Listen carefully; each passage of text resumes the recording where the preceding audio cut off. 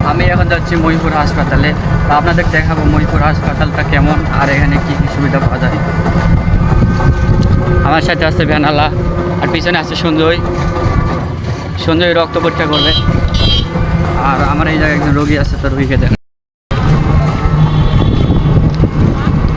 এটাই হচ্ছে 50 শয্যা বিশিষ্ট মহিপুর হাসপাতাল, উপজেলা স্বাস্থ্য কমপ্লেক্স। আমাদের বাড়ির কাছে এই হাসপাতাল, কিন্তু পর্যাপ্ত সুযোগ সুবিধা নাই আর কি, নাই বললেই চলে। আমি এখন হাসপাতালের ভিতরে আছি। আমার কথা হচ্ছে কোনো সুস্থ ব্যক্তি হাসপাতালে ভর্তি হবেন না।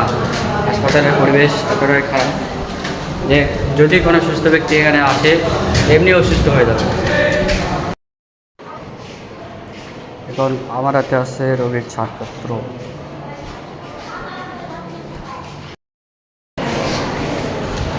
আমরা এখন যাচ্ছি ছাড়পত্র নেওয়ার জন্য ডাক্তারের কাছে। ডাক্তার দেখো, তারপর ছাড়পত্র নেওয়া। আমি এখন হাসপাতালে বসে আছি, আর এই জায়গায় প্রচুর লোক, মানে লোকের অভাব নাই, প্রচুর লোক আর ডাক্তারের অভাব। এই জায়গায় সঞ্জয় গেছিল ওষুধ নেওয়ার জন্য, তা কি ওষুধ দিল একটু দেখি। আরে শুনেন, এতনা বড় হ্যাঁ স্লিপ ওষুধ দিছে কটা বারে এক না এরকমই। আর হলো আমাদের সুস্থ হবে কেমন করে, অল্পতেই মারা যাবে বাংলাদেশের লোকগুলো। আমার তো মনে হয় না সব ওষুধ দিছে। না ভাই, অর্ধেক আবার কিনে নেওয়া লাগবে বলে। এই যে অর্ধেক আবার কিনে নেওয়া লাগবে। এটাই হলো সমস্যা, যে সব ওষুধ এরা দিতে পারে না, কিছু ওষুধ কিনে নেওয়াই লাগে। তো আমার কাছে দেখুন সকল রোগীর ফাইল আছে। তো এই জায়গায় আছে সব ফাইল আছে, ডাক্তার আমাকে দিচ্ছে সব ফাইল দেওয়া। আর এটা হচ্ছে হাসপাতালের অবস্থা, অনেক খুবই বাজে অবস্থা।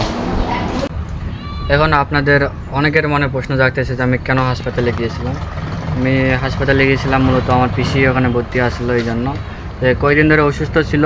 তো আজকে ছাড়পত্র দেওয়ার কথা ছিল, যার কারণে ছাড়পত্র নেওয়ার জন্য ডাক্তারের কাছে যাওয়া আসা করা আর কি হাসপাতালে।